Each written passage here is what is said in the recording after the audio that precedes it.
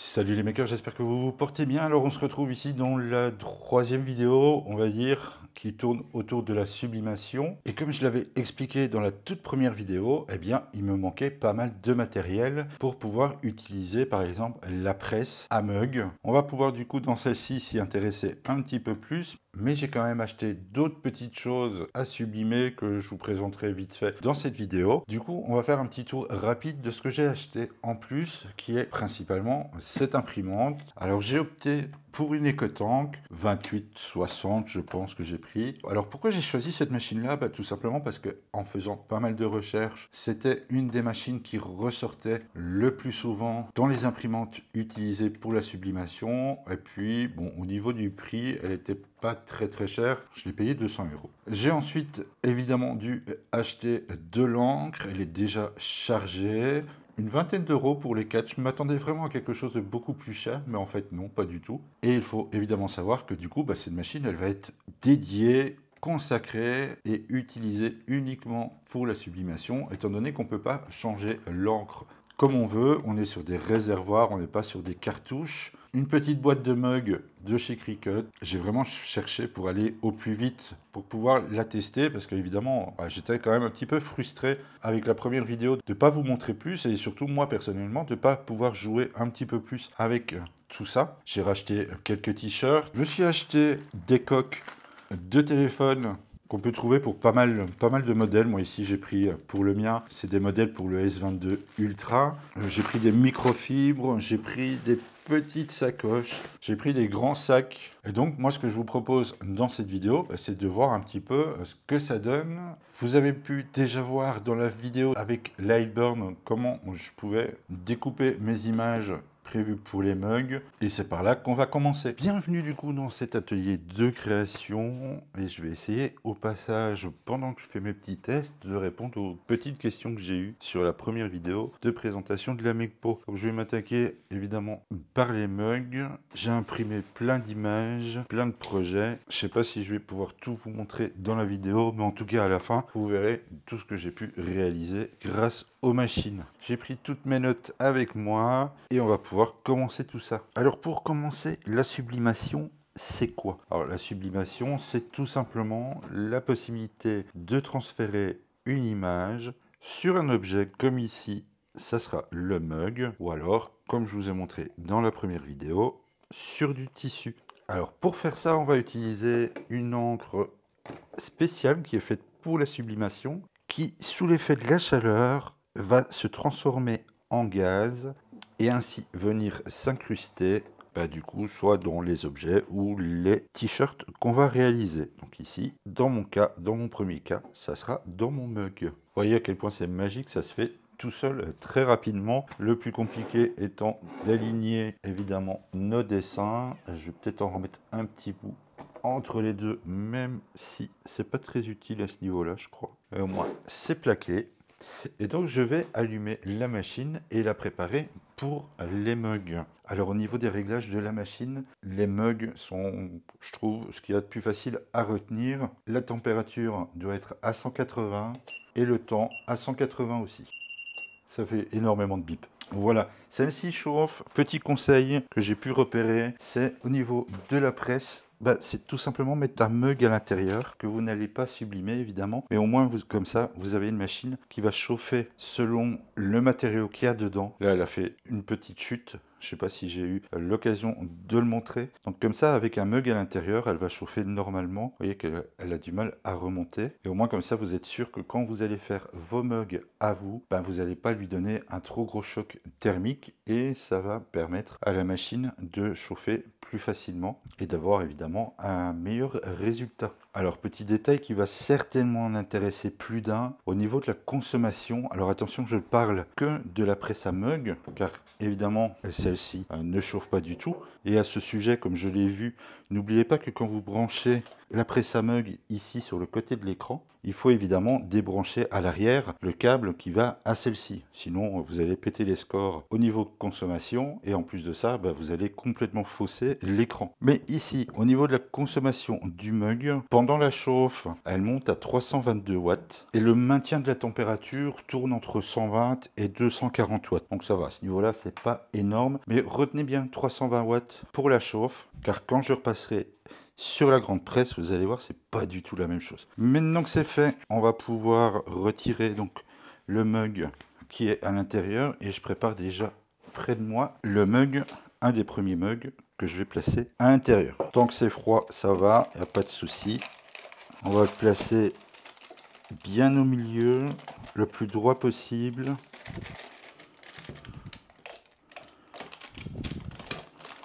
Voilà, la presse est activée et je lance les 180 secondes pour la fixation de mon image. Du coup, pendant ce temps-là, je vais répondre à une autre question que je vois arriver de loin, c'est est-ce que l'encre de sublimation est toxique? Alors pour un usage général, en fait, ils disent que l'encre de sublimation n'est absolument pas toxique, qu'elle est même sûre, et notamment dans la personnalisation d'objets, comme on est en train de faire, c'est un peu le but. Mais bon, il conseille quand même de travailler dans un espace qui est plutôt aéré pour éviter de respirer les émanations de chaleur et éventuellement des particules microscopiques qui pourraient se dégager. Mais dans l'ensemble, vous avez absolument rien à craindre de l'encre de sublimation, étant donné qu'en plus on fait des trucs qui sont destinés, ici comme des mugs, à être portés à la bouche pour boire son café, ce genre de choses. Petite info aussi à savoir entre la presse à mug et la presse ici à chaud, c'est que celle-ci elle est équipée d'un stop au niveau de la poignée qui une fois abaissé déclenche le compteur, vous la fait biper une fois que c'est fini. Attention, c'est pas du tout le cas sur la presse à mug, le démarrage se fait manuellement, on a toujours le bip évidemment à la fin. Mais le démarrage du compteur, on doit l'activer nous-mêmes. Donc ne l'oubliez pas. Sinon, évidemment, votre mug va chauffer sans pour autant que le compteur se mette en route. Voilà qui est fait pour le premier. Donc je vais ouvrir la presse. L'anse en elle-même, elle n'est pas chaude du tout. C'est vraiment la partie là qui est la plus chaude. Et on va pouvoir retirer le papier pour voir si ça a fonctionné. Et voilà, premier mug de réaliser. Et franchement, c'est plutôt pas mal. Je vous montrerai tout, évidemment, à la fin. Et puis, pour ceux qui ont déjà la ref, un petit film que j'ai regardé récemment. Donc, je m'en suis inspiré pour me faire un mug avec.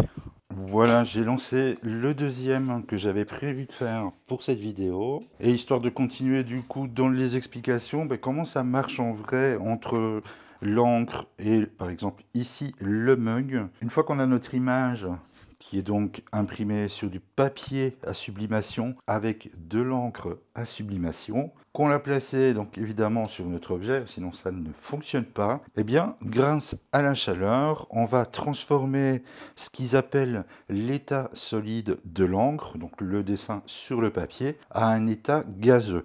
Il n'y a pas de passage par l'état liquide, même si pour moi l'encre a aussi un état liquide dans les cartouches. Et en fait, le principe, c'est que ça va s'infiltrer dans les pores de l'objet ou dans les fibres de notre tissu. Et une fois que celui-ci est terminé, qu'on le laisse refroidir, c'est là que l'encre va reprendre un aspect, ce qu'ils appellent solide, et ils le définissent comme permanent. Ce qui est sûr et certain, en tout cas, c'est qu'au niveau des mugs, il n'y a aucun souci, vous pouvez les passer au lave-vaisselle, ils ne bougent pas. D'un autre côté, si vous avez déjà des mugs, même achetés dans le commerce, alors, je pense par exemple à celui que j'ai ici dans le fond, Super Mario, c'est déjà le principe de sublimation. Perso, il est déjà passé plein de fois au lave-vaisselle sans que pour autant celui-ci bouge d'un poil. Et voici donc le deuxième. Donc là, c'est avec le nouveau logo que je me suis fait et je trouve ça franchement très sympa. Alors passons maintenant un petit peu à la suite. Je reviens sur la presse à chaud en elle-même. Là ici, elle est en train de chauffer. Je vais du coup en profiter pour vous donner encore d'autres petites informations. Là, je vais me faire encore quelques t-shirts, plus d'autres petites pièces. Je vous mets des petites vidéos comme ça en attendant dans le coin d'autres tests que j'ai effectués. Comme ça, on va pas faire une vidéo non plus de 3 heures. Mais je tenais à vous signaler que ceci, ce que je mets sur le tapis et que je vais mettre dans le t-shirt et que je mettrai au-dessus du t-shirt, eh bien ça va être votre meilleur allié. Alors beaucoup doivent savoir ce que c'est, on le trouve en plusieurs couleurs, ça existe en brun, en blanc, bref c'est simplement du papier cuisson. Alors je vais en mettre un à l'intérieur du t-shirt, principalement évidemment dans la zone où je vais appliquer mon dessin, donc j'essaye de le centrer au mieux possible. Alors je vérifie rapidement en plaçant mon dessin comme ça par-dessus. Bon, c'est du A4, donc c'est pas très grand par rapport à la feuille de papier cuisson, ça sera parfait. Alors pourquoi je fais ça? Pourquoi j'en mets un ici, un dedans, et que je vais évidemment en rajouter un aussi par-dessus. La première fois, ce sera uniquement dans l'idée de bien aplatir, de bien repasser la zone que je vais sublimer. Donc même ici, pour cette phase de repassage, je préfère en mettre un. Ça va permettre au papier de se former un petit peu aussi, il sera moins en mode enroulage automatique. Alors pourquoi je fais ça? Eh bien tout simplement, si vous avez bien suivi jusque maintenant la vidéo, je vous ai expliqué que l'encre, elle passait de l'état solide à gazeux pour aller se fixer dans les fibres du matériau ou dans les pores quand c'est un mug. Alors quand c'est un mug, ça posera pas trop de soucis vu que le gaz ne parviendra pas à passer à travers dans un sens, mais il pourrait le faire dans l'autre. Dans le cas d'un t-shirt, ça va du coup servir à plusieurs choses. Empêcher que ce fameux gaz coloré transperce l'intégralité du t-shirt et de se retrouver avec le dessin qui pourrait être visible de l'autre côté. On a la feuille qui va bloquer donc ce gaz et aussi ça va protéger la machine en elle-même. Pendant que je place le dessin sur mon t-shirt, je vais vous montrer un exemple de test que j'ai effectué sur des cartes où justement j'ai rencontré ce problème de transfert malgré la protection des feuilles parce que je les avais un petit peu mal ajustées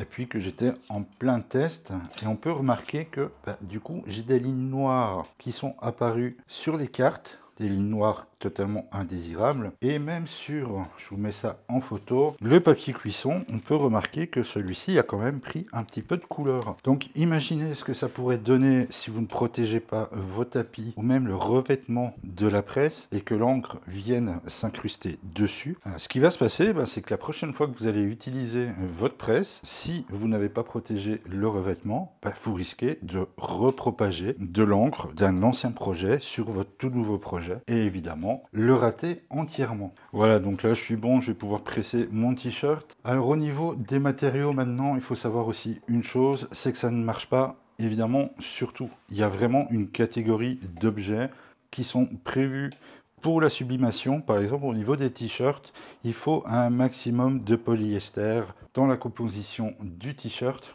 Du 100% coton, vous pouvez oublier, votre impression ne se fixera pas du tout dans les fibres. Il va falloir au moins, au minimum, 60-70% de polyester dans votre matériau pour que ça fonctionne. Au niveau des mugs et tout ça, une chose qui est claire, nette et précise, si ce n'est pas prévu pour de la sublimation, oubliez. Donc ne foncez pas chez Action acheter de la vaisselle, des tasses, des machins, des trucs. C'est absolument pas la peine, c'est vraiment pas prévu pour ça. Alors ça n'a absolument rien à voir, mais dans mes essais, je m'étais quand même amusé à tester des matériaux dont j'avais pratiquement la certitude que ça marchait pas. J'ai par exemple gardé ce carrelage qui est donc de la céramique et qui est généralement c'est à peu près la même matière que les mugs qu'on peut trouver dans les magasins Action et tout ça. Et voilà ce que ça donne en sublimation. Donc vous voyez, c'est vraiment pas nécessaire de perdre votre temps avec ça. Si vous regardez dans la description, vous allez trouver un lien. J'ai fait sur ma page d'affiliation toute une liste d'objets que vous pouvez y aller les yeux fermés et qui fonctionneront pour la machine, que ce soit pour la presse ou les mugs. Et pour certains, ceux que j'ai déjà testés, ceux que j'ai validés, vous pourrez aussi retrouver par exemple le temps et la température que j'ai mis pour que ceci fonctionne correctement.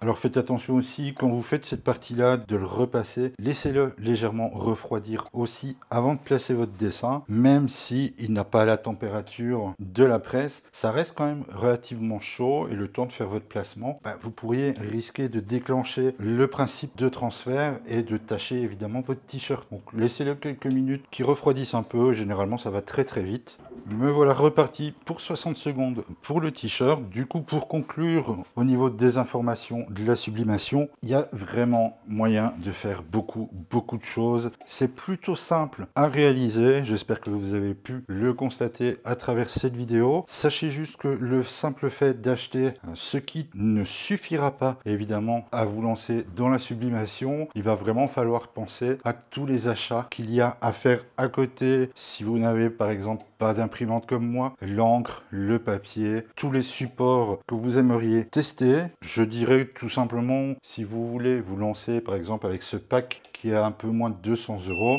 avec un petit peu de recherche, il va falloir compter le double pour vous équiper en matériel complémentaire. Je pense évidemment à l'imprimante. Et petit détail très important, les EcoTank ne sont pas des imprimantes de sublimation, mais ce sont des imprimantes classiques qui peuvent être converties en imprimantes de sublimation grâce à leur encre. Voilà, maintenant ce que je vous propose, c'est vraiment de faire un petit tour de tous les objets que j'ai pu créer grâce à ce kit. Comme ça donnera un petit aperçu à certaines personnes de voilà déjà une partie de ce qu'on peut faire grâce à ça. Et donc j'ai tout installé ici sur ma table. Je vous ai mis un petit panel de ce que j'avais pu créer grâce à ce kit. Alors avant de vous les montrer de plus près, je tiens juste à ajouter un petit oubli de ma part. En plus, je vous ai dit au niveau de la consommation de la presse à mug qu'elle tournait à peu près à 320 watts, quelque chose comme ça à peu près. Mais par contre, j'ai complètement zappé pendant que je faisais les tests de la presse de vous donner en fait sa consommation. Là par contre, on monte carrément dans les 1500 watts de conso pendant qu'elle chauffe, durant sa chauffe. Du coup, à ce niveau-là, il n'y a aucune variation pratiquement de vraiment quelques watts durant l'utilisation. Il faut quand même prendre ça aussi un petit peu en compte. Et par contre, en y réfléchissant un petit peu, je me dis aussi que la consommation de la presse à mug doit certainement varier selon le type de presse. Je ne sais pas vraiment comment on appelle ça, vu qu'il y a différentes tailles pour les mugs, les gourdes, ce genre de choses. Je pense certainement que la consommation doit quand même varier un petit peu, ou peut-être beaucoup, selon évidemment le type d'accessoires posés dessus. Donc là, je pense que je vais pouvoir me rapprocher un petit peu des objets que j'ai réalisés. Vous pouvez déjà voir ici le petit panel de t-shirt, plus mon petit t-shirt que je me suis fait spécialement pour nous, les makers. Je me suis fait aussi à l'occasion un petit support pour mettre les mugs qui ont été réalisés. Si vous en avez besoin, sachez que je mettrai évidemment le lien dans la description aussi. Du coup maintenant, je vais pouvoir vous montrer de plus près un petit panel de ce qu'on peut faire avec la sublimation. Alors ici, voici un exemple de mug. C'est vraiment les objets les plus faciles que j'ai trouvé à réaliser. Et franchement, quand vous regardez de plus près, j'espère que ça donnera bien sur la vidéo. Les couleurs et tout ça, ça ressort quand même pas mal. C'est relativement rapide à faire. Voilà, il n'y a rien de bien compliqué. Si vous avez, encore une fois, les mugs adaptés à la sublimation. Alors voici, ici par contre, c'est de la microfibre. Vous savez, les petits carrés pour nettoyer les lunettes. J'en ai fait quelques-uns aussi. Alors, seule petite chose que j'aurais à reprocher, c'est non pas la technique de sublimation, parce que ça marche très bien, mais elles sont un petit peu fragiles, et quand on retire le scotch, on a parfois sur les côtés un petit retrait de fibre, ce qui la fragilise un petit peu, voilà, comme ici par exemple. Mais dans l'ensemble, voilà, ça fonctionne plutôt pas mal aussi. Ensuite, on passe ici aux coques de téléphone, j'en ai fait quelques-unes. Elles sont pas toutes parfaites, c'est un petit peu compliqué à réaliser. Au niveau de trouver le bon réglage, on voit ici que celle-ci est un peu moins réussie que les autres. Mais dans l'ensemble, voilà, c'est pas très cher à l'achat. Et on a comme ça des coques qui peuvent être personnalisées. Là, j'ai un petit peu de choix, j'ai 4 coques, plus toutes celles que j'avais déjà fait avec la gravure. Bon, je peux pratiquement changer de coque tous les jours. J'ai essayé aussi les cartes style carte de visite. Alors encore une fois, c'est des cartes qui sont prévues pour la sublimation. J'ai testé les cartes adonisées qu'on peut recevoir assez facilement quand on achète un graveur. Ça marche absolument pas. En tout cas, j'y suis pas arrivé. Mais j'ai quand même testé pour voir. Il n'y a absolument rien qui se marque dessus. Tandis que cela, tout de suite, ça fonctionne du premier coup. Autre chose qui n'est pas du tout prévu à la base par la sublimation. Donc il fallait quand même que j'essaye des trucs qui sortent un peu de l'ordinaire. Ici, on est sur du MDF que j'ai plastifié. Alors pour ça, pour le plastifier, l'astuce n'est pas très compliquée à comprendre. C'est simplement fait avec les feuilles pour plastifieuses. Donc quand vous voulez plastifier des documents, c'est ce type de feuille. Je l'ai coupé en deux, je l'ai posé sur la plaque MDF et je l'ai passé un premier coup à la presse Puis ensuite, je suis venu apposer le dessin une seconde fois par-dessus et ça marche plutôt pas mal. Après, c'est une question de goût. Certains aiment bien. Moi, je suis pas spécialement fan en vrai. Il y a quand même des couleurs qui ressortent pas très bien par rapport à l'image imprimée. Du coup, j'ai essayé autre chose avec le MDF. Voilà, je me suis fait un petit puzzle. Bon, j'essaie de le terminer. Je vous avoue qu'à la base, j'ai pris une image pour enfants et que finalement, je galère à terminer ce puzzle. Alors lui, par contre, je suis parti sur une technique un peu différente. C'est que j'ai peint la plaque de MDF avant pour essayer. Les couleurs sont encore un petit peu pâles. Bon, ça, c'est une question de réglage, je pense. Mais je trouvais que le test et l'idée pouvaient être très sympas. Et ça, par contre, si vous voulez que je vous montre comment faire ce type de puzzle, mais une vidéo rien que là-dessus, ben, n'hésitez pas à me le dire en commentaire. Je vous expliquerai comment j'ai créé le dessin du puzzle, comment j'ai effectué la découpe. Et on réessayera, évidemment, de refaire une sublimation par-dessus. Enfin, pour finir, voici une toile. Alors, je vous ai dit que tout ce qui était vaisselle, mug, enfin tout ce qui est assiette et tout ça, il fallait pas du tout penser à aller chez Action. Voilà, ça c'est l'exception qui confirme la règle. On peut sublimer les canevas qu'on trouve facilement chez Action. Idem, j'en ai testé quelques-unes. Je dois encore peaufiner un petit peu le réglage pour que les couleurs ressortent beaucoup plus. Par contre, attention pour ce type de test, la toile étant suspendue dans le vide, voilà, ici de l'autre côté, pensez à mettre quelque chose pour combler le trou pour que la toile ne s'enfonce pas au niveau de la presse. Et évidemment, essayez d'éviter quelque chose auquel vous tenez, car ça a des chances, encore une fois, de marquer ce qui se trouve en dessous. Voilà, c'est là-dessus donc que je vais conclure cette vidéo, cette troisième vidéo tournant autour de la sublimation. J'espère du coup avoir répondu au moins à une partie des questions que certaines personnes m'avaient demandé. Si vous en avez d'autres, ben, n'hésitez pas à les mettre en commentaire. Si j'ai la réponse, je vous répondrai tout de suite, ou sinon ben, je ferai des petites recherches et pourquoi pas refaire un petit sujet là-dessus si ça vous intéresse vraiment. Dernier rappel, encore une fois, ce kit qui m'avait été envoyé par Guide Buying est à peu près à 200 €, peut-être un petit peu moins, selon le code promo que je vais pouvoir vous mettre avec. N'oubliez pas, encore une fois, qu'il va falloir plein de matériel à côté si vous n'en disposez pas, qu'il va falloir donc doubler à peu près votre budget. Mais il y a vraiment un panel énorme de choses à faire en sublimation. Alors moi, j'ai testé ici vraiment très peu de choses par rapport à la quantité d'objets qui est disponible à être sublimé. Il y en a plein que je vous ai pas montré ici parce que j'ai pas d'idée particulière à faire dessus, mais il me reste des sacs, des petites sacoches. Je vous invite vraiment à regarder tout ce qui est possible de faire, ça vous donnera peut-être des envies. Je compte sur vous, évidemment, pour liker, commenter, vous abonner si ce n'est pas fait. Et je vous dis à bientôt dans une prochaine vidéo.